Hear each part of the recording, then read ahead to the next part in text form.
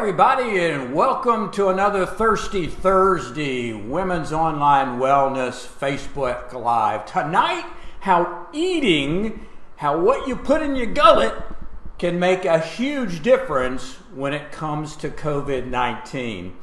So stick with us, and then also at the end, if you hang on till the end, I've got a special, I won't call it a contest, but I'm going to tell you about something really special that's going to allow you to get some really neat freebies. So hang on till the end. I promise we're not going to go that long. You'll get to dinner. If you're going to happy hour, wear your mask. So tonight, I really want to talk about some things that are very practical and give you some information that you could start using tomorrow. You actually could start using tonight that will help you improve not only your resistance to COVID-19, which is on everybody's brain right now, but really for the future, really about helping you stay in your best state from here on out. So eating right in a pandemic can make a huge difference, and I'm going to tell you exactly what you need to do about all that as we go through our Thirsty Thursday tonight. Now, you've already seen, no, I didn't get a haircut. I don't know about you guys, but I got in touch with my regular haircut person, and man, she was backed up until Christmas. I mean, it was just kind of crazy. And then I went by one of those drive-by places, you know, the chain places. And even there, the wait was like an hour and a half. So I said, what the heck? It's just more of the viral shag. I mean, help me out. If you guys know any good hairstylists or somebody who can get rid of this and actually make me look better, which is going to be a challenge, going to be a big challenge for every one of you, send me a note, send me a private message, and we'll see if by this time next week I can be presentable. So let's move on to what we're talking about tonight. Enough of trying to help me in my problems. Now I want to try to help you into being ready for not only the next 2 or 3 weeks, but the next 10 or 15 years. Because everything we talk about tonight as it relates to food applies to not just now, but later on. So this is practical, not just from the COVID-19 standpoint, because I don't know about you, but I'm ready to maybe talk about some other things besides COVID-19, but it's still very prevalent, very much on everybody's mind, so we got to talk about it. So tonight, we're going to hit 3 main areas as it relates to COVID-19 and it relates to food and nutrition. Number 1, we're going to talk about depression as it relates to COVID-19, but more importantly, as it relates to diet, and more specifically to your gut microbiome, all the little critters flowing around in your bowels. We're going to talk about anti-inflammatory diets. That's gotten a lot of attention and a lot of press recently. That's become the new buzzword, anti-inflammatory, and for a reason, and we'll explain that. It's kind of like, I don't know, maybe light was. Remember years ago when everything was light? I mean, there was light dog food, there was light potato chips, I mean, there were light bulbs. I mean, everything was light. Nobody knew what it meant. Nobody had any clue as to what light meant. And then the government stepped in and said, okay, you have to do this, this, and this to be light. And that really didn't help. So it's become a buzzword to say something's anti-inflammatory, and I'll explain a little bit about what that means and really give you the straight skinny on how that relates to diet, in particular how it relates to how you can prevent or at least be less susceptible, we'll say, to COVID-19. And then we're going to talk about a really important topic, and that's nutrition and gut microbiome and immunity. I mean, immunity is so critical. We began to get an understanding of the immune system and the importance of the immune system years ago when we first started understanding about AIDS, acquired immunodeficiency syndrome. So we knew that the immune system was, man, if you ever want to totally freak yourself out, get a good book on immunity, on your immune system. It is the most miraculous, amazing part of your body. There is just unbelievable intricacies, and it's just amazing. We could even get out and walk around and still be alive 30, 40, 50, 60, 90, 100 years later. And most of it's due to this immune system that is so miraculous. There's no other way to describe it but miraculous in the way these pieces come together and it protects you.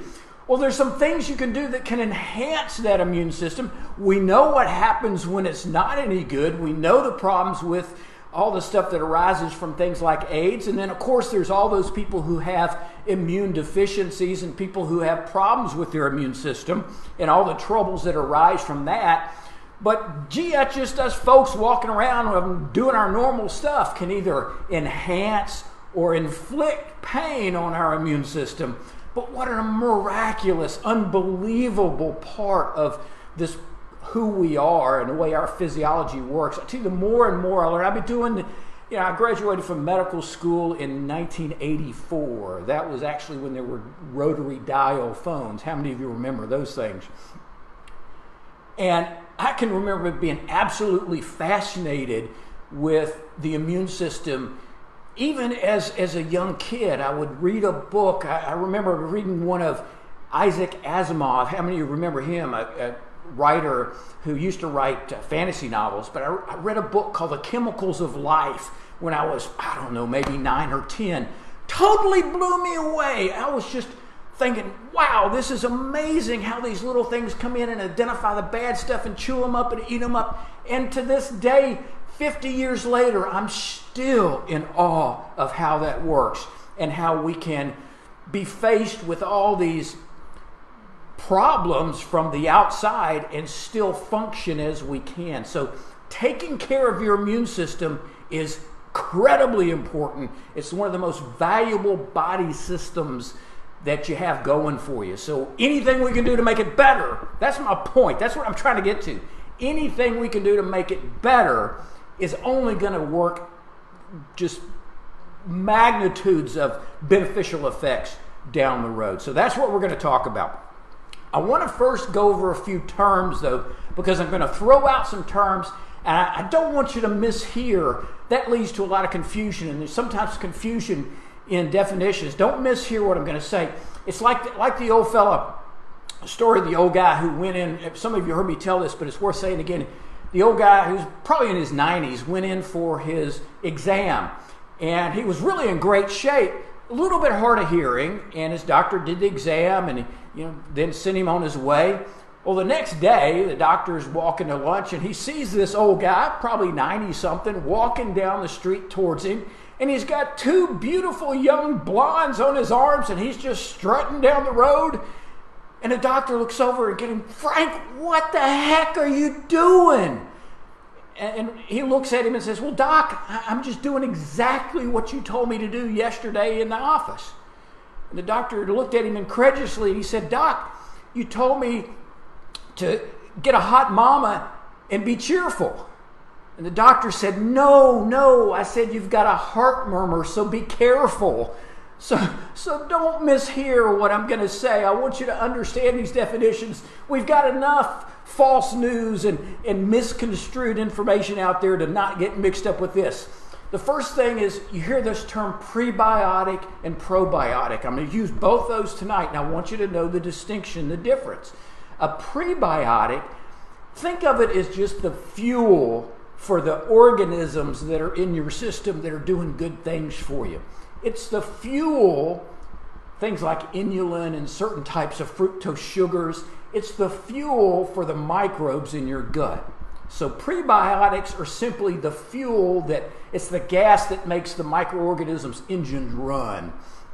A probiotic is the actual bug. It's the actual organism. It's the microorganism that lives in your gut that makes up what we'll talk about as the microbiome. So the probiotic is actually the organism that you take in oral form to repopulate your gut, the bacteria in your gut. So let's talk about that for a second. Microbiome, you hear microbiome. Well, what the heck is that? Yeah. Well, let's think about the words. Micro meaning tiny, itsy bitsy, and bio meaning life, so it's tiny life.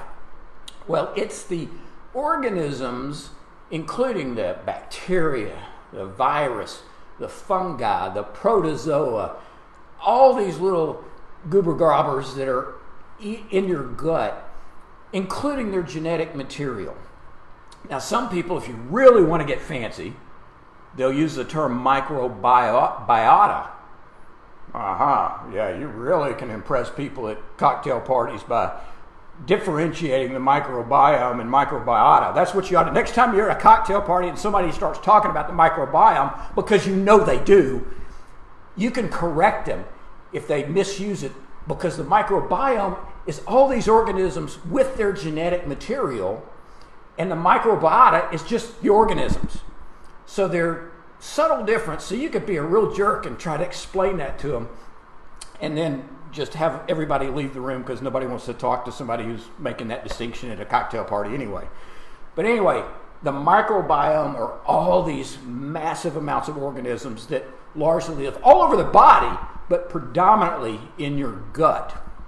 So, why is that important? Well, there are some estimates that we have almost 30 trillion cells in our bodies.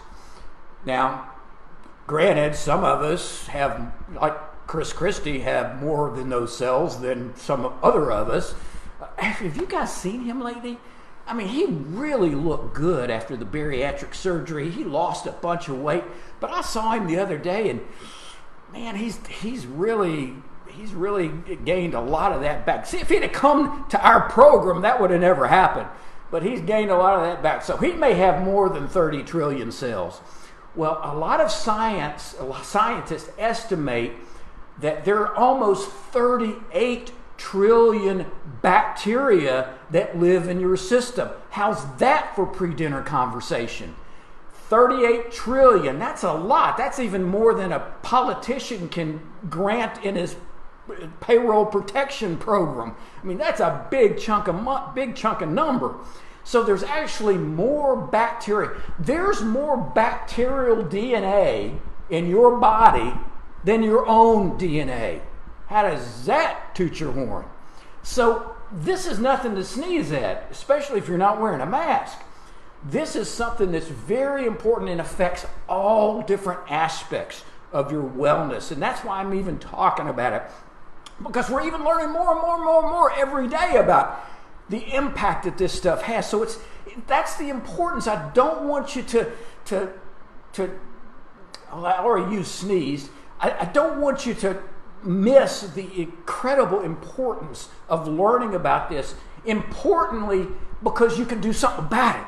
That's what's so great about this, is you can actually improve it. You can actually make it better, which indeed is going to enhance your health in a number of different ways. So, why is the microbiome, these little creepy crawlers that are living in your gut, so important? Well, there's several reasons, and I don't want to go too deep into the dung pile of all these things because I don't want to lose you on that, but just know that when it comes to nutrition, it's very important because they do a number of things. One, they are what we call symbiotes. In other words, they work in conjunction with their organisms. That's as opposed to what we call dysbiosis. You'll hear that term thrown around. And that's when the bacteria content work against you. And those are things that create inflammation, that work against your body system. So a good gut microbiome is symbiotic. It works for you. And a couple of ways it does that, and there's a number. One, it takes things like fiber, that some of those prebiotics that we talked about, some of that fuel, and it metabolizes it and converts it into chemicals that actually work in your favor. It actually can influence how you absorb nutrients from your food. It actually influences sometimes even how you hear about carbohydrates and how they've turned into sugar. Well, you can actually alter how a particular food, a carbohydrate, is converted into your system and absorbed into your system, so it can influence things like weight gain. It creates these short-chain fatty acids which act like glue that sometimes will help what we call this gut barrier. See, the gut, if you think about the gut, it's just from your mouth to your poopy. It's just, that's a technical term I learned in medical school for any of those who want to go look that up on Google. Actually, I would advise you not to. But this whole tract, think about it, is separate from, it's like a big tube. It's separate from the inside of the body. And it's a good thing because you're putting all kind of garbage in there. But the only thing that's separating what's in your gullet, in your stomach, in your intestines from the rest of the body is these 1 or 2 cell layers that perform this barrier, that act as a barrier. And these microorganisms create these short-chain fatty acids, which act like the glue that helps to hold those cells together. It creates an environment where these other cells produce all the mucus. If you've ever, and maybe you haven't, but if you've ever cut open an intestine, it's very slippery and slimy because it's full of mucus. And that mucus is a very protective barrier. Well, that's a result of these microorganisms helping to produce the chemicals that make that happen. So not only if you have the wrong gut microbes, you don't produce enough mucus, that causes a problem with the barrier. It causes a problem with these what we call tight junctions where these cells come together. How many of you out there heard of this thing called leaky gut syndrome? It's gotten a lot of press in the last several years, and quite honestly, there's still a lot of questions about how it actually manifests. But there's no question now that whenever the gut becomes permeable, whenever stuff can get through the gut easier than it's supposed to, all that garbage gets out on the inside where it was normally protected by the tube. Well, now it's on the inside.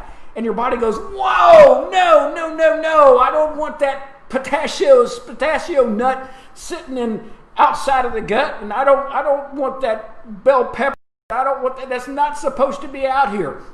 And your body starts all this kind of reacting, essentially creating what's known as inflammation. So anytime you have this leaky gut, anytime that there are these cells letting all this junk through where it's not supposed to be, it triggers this inflammatory reaction in the body, and we know what a problem that is. We're going to touch on that when we talk about the foods that are anti-inflammatory. But that's just a brief, very brief explanation of why that the gut microbiome is important, why you need to continue to listen, because I'm going to give you some practical pointers. This isn't just a science class on gut critters. This is about practical stuff you can do tonight and tomorrow to help make life a little bit easier for you, and specifically to help reduce the incidence of infection from COVID-19 and other viruses very similarly. All right, there was a study in the journal of, now get this, there is actually a journal called Brain Behavior and Immunity. How's that for getting real specific? Brain behavior and immunity. It'd be like having there is a journal called the Journal of Unreproducible Results, where people do these crazy studies like why starfish change color, or the love life of naked-nosed wombats. I don't know, I mean, it's crazy stuff. But so there's a journal for everybody. Well, there was a Journal of Brain Behavior and Immunity, and they published this study that showed that reducing the inflammatory-like bacteria or increasing the inflammatory-like bacteria in the gut actually increased the likelihood of someone developing clinical depression. Wow, does that open your eyes? If you reduce the anti-inflammatory gut bacteria, the likelihood of you getting depressed or having symptoms of clinical depression goes up. Now, we're living in a time where we're already seeing anxiety and depression skyrocket. That's due to the chronic stress we're being exposed to. You throw in all this pandemic stuff on top, and people are really struggling. People are really having a difficult time. Well, if there's something that we could do that might help reduce that in one way, because these are all multifactorial, meaning there's not just one thing that often contributes to something like anxiety or depression. Now, most of you probably think it's that husband who's being a jerk. That may be the one thing that's creating anxiety and depression, but The actual truth is there's multitudes of things doing that, and anything that we can reduce and decrease the likelihood of that being a problem makes sense. So here's one study, or several studies, that have shown that what you eat influences your gut microbiome, which in turn influences the likelihood of having issues with depression. And here's what's interesting. The more diverse the bacteria in your gut, the better it is, because they all perform different functions. It's not so much the type of bacteria, it's what it does. And there's broadly 4 families of bacteria that live in the gut. And it'd be like the 4 families of the mafia in New York, right? There's a bunch of different people under those families, and they all have different jobs. And one guy whacks people, and the other guy runs drugs, and the other guy runs, makes the hoochie stuff. So they all work under these 4 families, but they all have different jobs. Well, that's kind of the way the gut bacteria. That was kind of a horrible analogy. I apologize. I didn't mean to offend anybody. But you get my point. It's a bunch of different families of bacteria, and it's not so much what kind of bacteria, it's what they do. And if you get the kind of bacteria that are anti-inflammatory, and because you're eating garbage, you're going to McDonald's 5 days a week, or you're eating Twinkies 3 times a day, or you have just a diet that's full of processed foods and high sugar foods and things we know can create inflammation. It starts in the gut, and these microbes will produce these chemicals that have been associated with causing changes in your body and in your brain, which affect things like dopamine and norepinephrine, which are the chemicals associated with depression. So we understand the kind of the domino effect, but it all starts with what you're eating. It all starts with what you put in your mouth that gets down to those bacteria. And people who are less depressed have more anti-inflammatory bacteria. People who are more depressed have fewer anti-inflammatory and more inflammatory bacteria. And here's what's fascinating. This really blew me away. There's a direct correlation between the volume of the inflammatory chemicals that are produced and the depth and degree of the depression. So not only is it an onset, not only does it propagate it, but it also can make it worse. So again, just illustrating this amazing interaction between what we put in our mouth and the effect it can have on something like depression. And during the time of a pandemic, when we're already struggling with so many things that impact that, the better you can make your diet towards this anti-inflammatory approach, the better off you're going to be in getting rid of things like depression. Not to say that's going to be the whole picture. None of it. There's never one thing that's going to take care of any of these problems. There's always many things. So any little tweak that you can do is going to pay off for you. There's a couple of other studies that looked at not only depression, but anxiety. And we also know, and this was a study, this was in JAMA, Journal of American Medical Association, that folks who change their diets to favor the anti-inflammatory diet, and I promise you we're going to talk, I know you're all sitting out there going, well, what is an anti-inflammatory diet then, nutcake? Tell me something that means something. Well, we got to get there. We're building the house, so just stick with me. We're getting there. I'm building the tension because I want you to understand why it's important. And then when I hit you with it, it's really going to make sense. So people who had these anti-inflammatory diets actually had lower levels of anxiety as compared to people who were not. So we know, and again, these are things like lower processed foods, high sugar foods, flour-based foods. Those are the bad guys. Now, I don't think that comes as a surprise because they've been bad guys for a lot of stuff we've talked about. But this is a particular scenario where they're really a bad guy, because those types of foods tend to increase the inflammatory production of chemicals by these gut bacteria, which then translates into your system in all these different effects. So what should you be eating in the time of a COVID-19 pandemic, or any time? The Eker 5. If you'll remember these 5 things, you can't go wrong. I'm going to make it that simple. Number 1, eat balanced meals. I know this is something you learned in kindergarten, but why aren't you doing it? Well, you got to eat balanced meals. God gave us a cornucopia to choose from because it's important that we get a variety of things. There is no one magic food, no matter what Facebook ads tell you. There's no one horrible food except probably sugar-sweetened beverages, soda. I think that's like drinking gasoline and for most folks. So, balance. Number 2, low saturated fat and low trans fat. Notice I didn't say low fat. I said low saturated fat and low trans fats. And those are largely processed foods and foods that have a lot of fat added to them in the form of things like margarine, which is a preservative. Low sugar, that goes without saying. I mean, please, please, please, if you don't know by now that sugar is the bad guy, then I don't know. I don't know what else to say.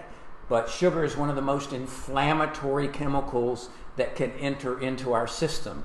So get rid of the sugar shaker. If you're one of those who adds sugar to everything, just stop. Just stop. Just as Betty Ford, or who was it? Was it Betty Ford, or maybe it was Barbara Bush who said, just say no. Maybe that was Nancy Reagan. I think it was Nancy Reagan who said, just say no. Not to drugs. Well, say no to drugs too, but say no to sugar. So, balanced.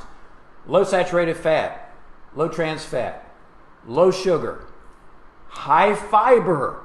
Our friend fiber. Fiber is the best prebiotic around, because that is fuel for the little buggers in your gut that creates these good chemicals. If you don't get enough fiber, you're not going to produce these good chemicals. You're not going to feed all those poor little microorganisms. So you got to get enough fiber, and that can be either soluble or insoluble fiber. And say, what is fiber? Fiber is, the covering of fruits. It's the outer covering of celery and other vegetables. It could be the husks of seeds. I mean, you all intrinsically kind of know what fiber is. Beans have a lot of fiber in them. You can go anywhere and Google what foods had fiber and get a list immediately of good fiber foods. So it not only helps your microorganisms, but it keeps you regular. I mean, go out and find something that looks and tastes like tree bark and eat it, because it's probably good for you, and if nothing else, it'll keep you regular, and that's important. So, if I had to characterize, and I hope this isn't controversial, but I've really done some research on this. If I had to characterize a generalized type of diet that is accepted by most individuals as an anti-inflammatory diet, and you all know now what that means. All that means is it provides the fuel for the appropriate microorganisms to cultivate, to have little microorganism sex in your gut, and then you take all the microorganism poop, and that is what turns into the good stuff. So we're depending on microorganisms being regular also. So that's where all this stems from, is kind of the Mediterranean diet, the Mediterranean way of eating. And that's something that's been around for a number of years. And I hesitate to even use the term because there's confusion about it and there's a lot of debate. Some people will say, well, they'll define it one way and say, well, that's not appropriate. Well, it may not be the best for weight loss. It may not be the best for your HDL cholesterol. So we can't make any broad spectrum saying this is the best. Anybody who says this is the best diet is either just wrong or they're trying to sell you something.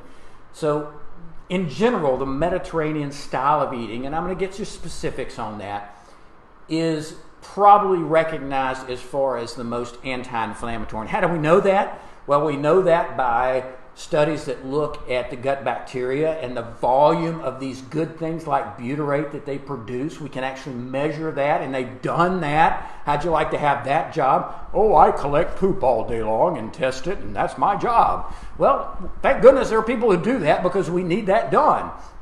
And they can actually measure, they feed these people, they do these studies where they feed these people very specific diets, and then they collect their poop, and they measure these chemicals in there.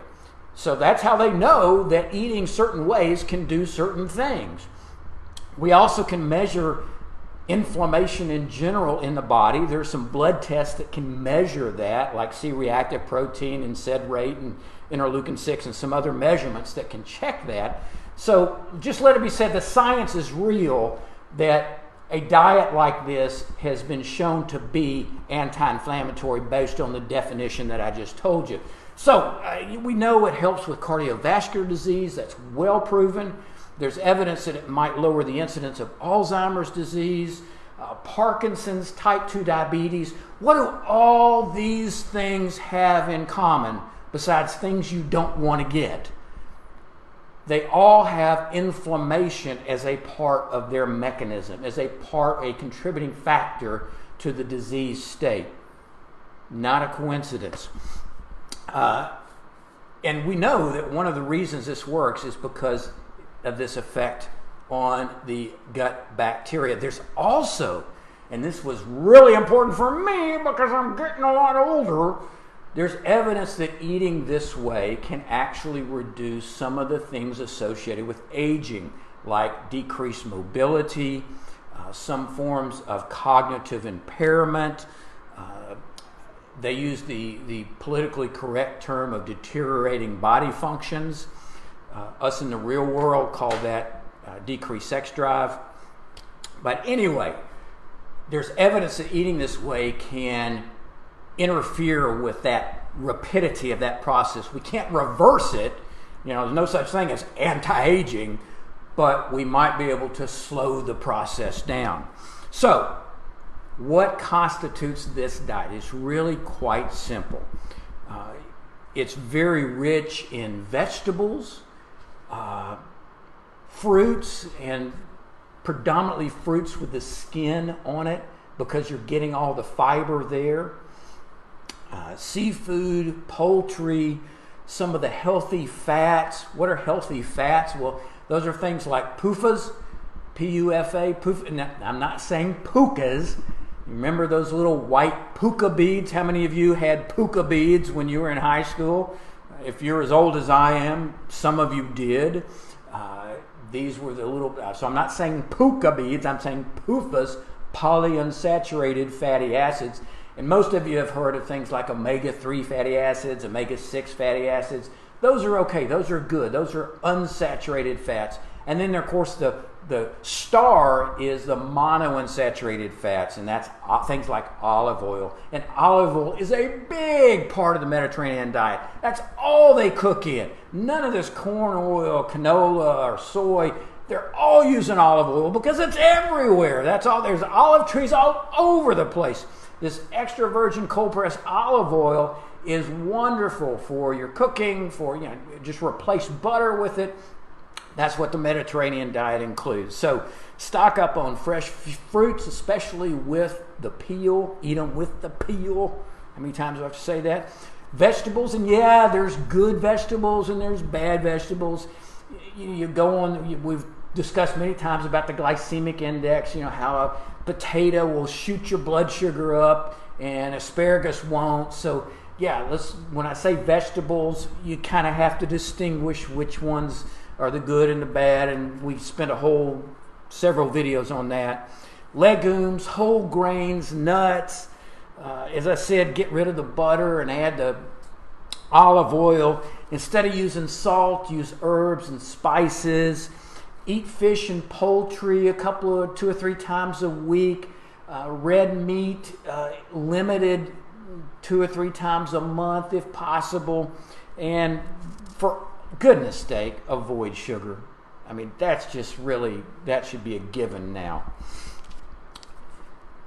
So hopefully that gave you some insight as to what we're talking about as an anti-inflammatory diet.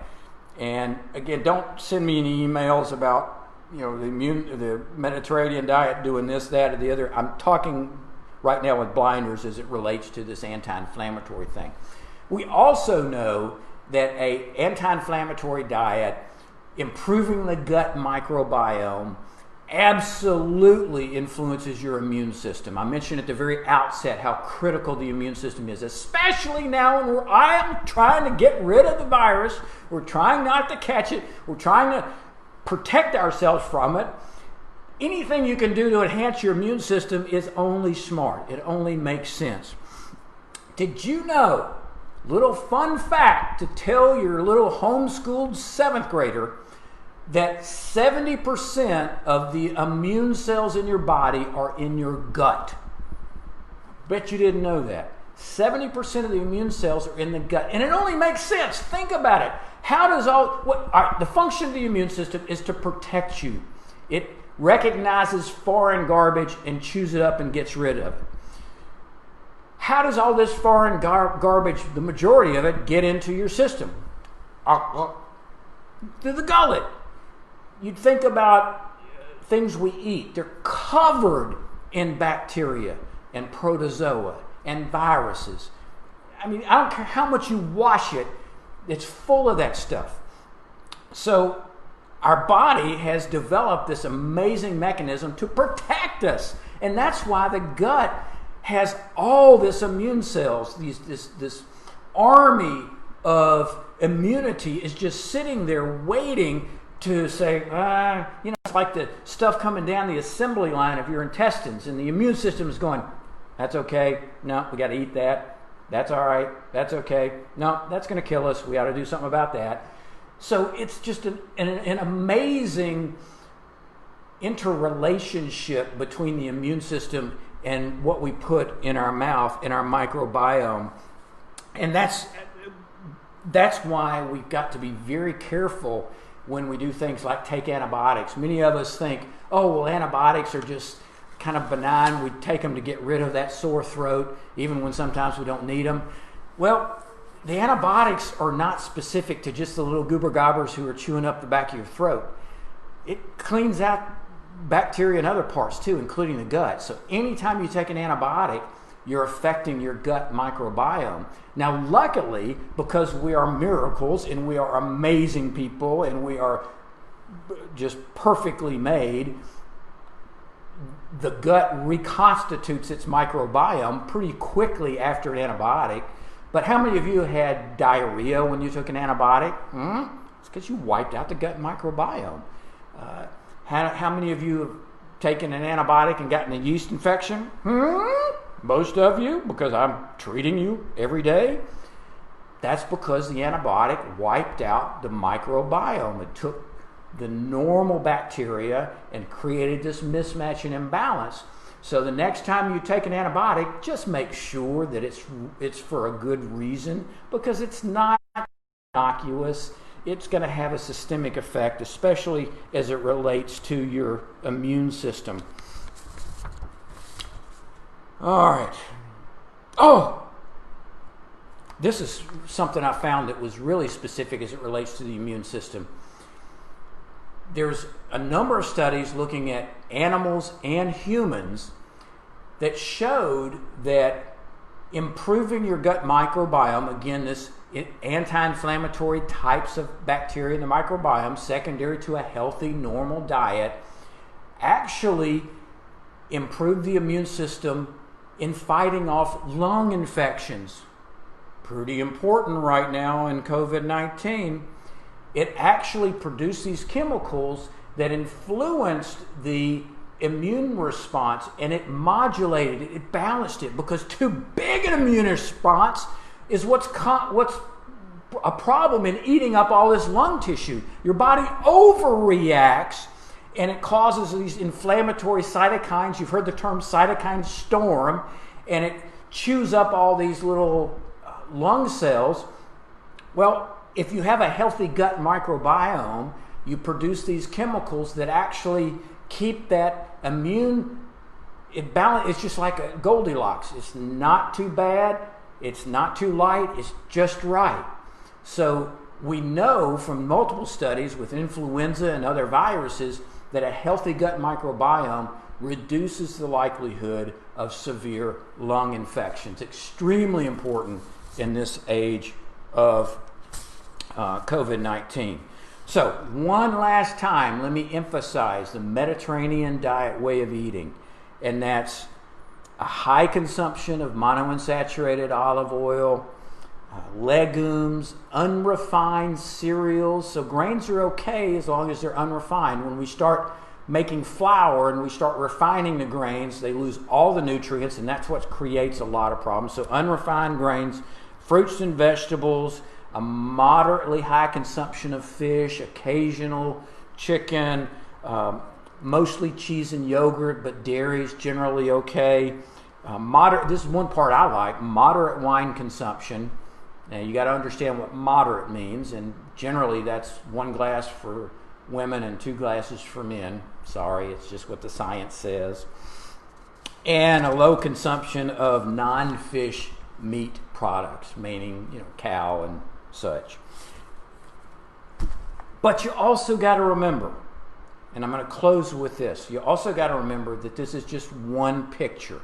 When we're talking about the gut microbiome, we know that stress alters the gut microbiome. I mean, what doesn't stress affect? We know exercise improves the gut microbiome. And again, when I'm talking about bad and good, it's related to its inflammatory potential. So exercise causes an abundance of anti-inflammatory bacteria in the gut. Good sleep. I bet you didn't even know sleep had anything to do with that, but good sleep has been shown to increase the anti-inflammatory effect. Getting outside, doing things to reduce your stress. I mentioned earlier about probiotics, and I haven't spent a lot of time on that because the reality is there's not a lot of utility in the probiotics. The studies are very, very inconsistent. There are a couple of places where probiotics, remember that's the actual organisms, can be beneficial. After taking antibiotics to help repopulate that gut population, I have a lot of women who get yeast infections after antibiotics, and we put them on the probiotics, and it helps. People who have inflammatory bowel disease, irritable bowel syndrome, ulcerative colitis, any kind of active inflammatory disease of the bowel that comes from many different ways can actually be benefited by some types of probiotics. And the more I researched this, the more confused I got, because literally you have to take the isolated condition and match it with the type of probiotic to really even come close to showing any kind of perceived benefit.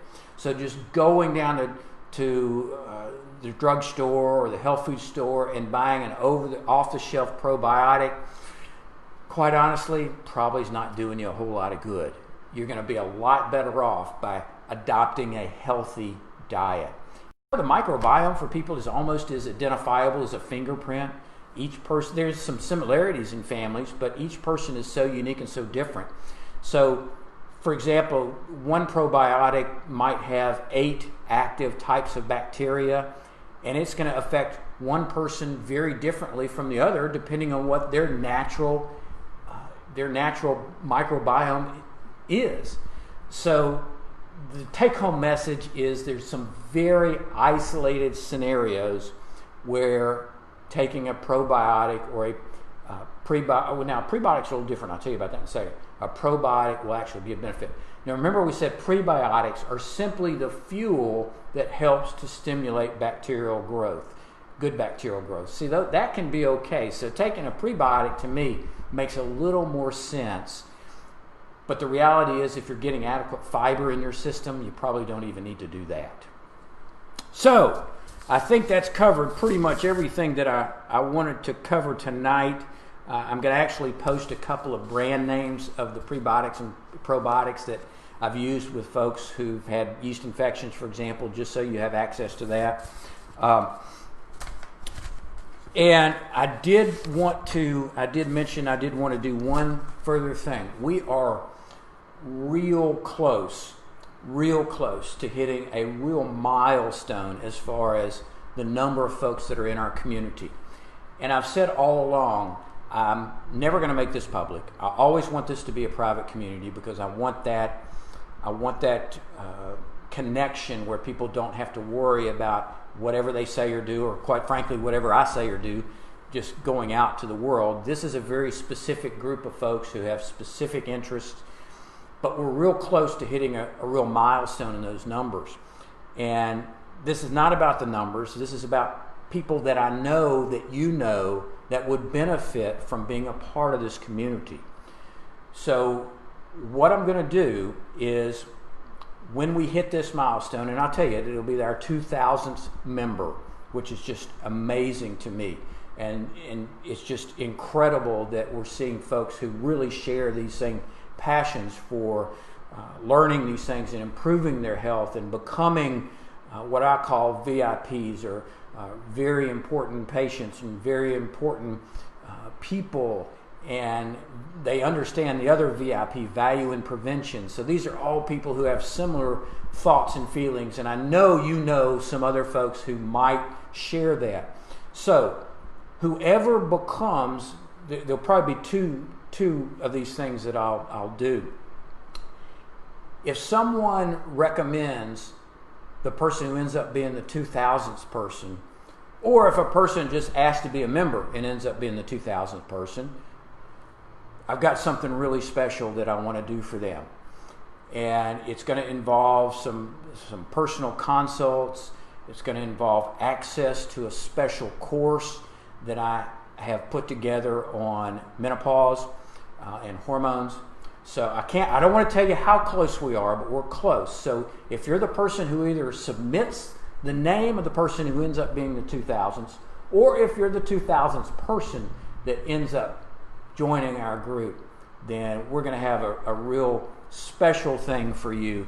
It's just a little way, again, for me to give back, to say thank you for being a part of this, giving me hope from this interaction that we're all going to be great. We're all going to come out of this, and we're going to blossom, and we're going to skyrocket. We're going to viral spiral straight to new heights once this is all over with. We just need to, it really put the pedal to the metal now in our brains, because if you're like me, you're getting to a place where it's just getting a little bit nuts with regards to the stay-at-home stuff and not being able to get out and do it, and being worried about taking care of people and bad things happening and being pulled in 15 directions. So I get it. I'm with you. I understand that. It's getting a little bit crazy and people are getting a little bit nutty.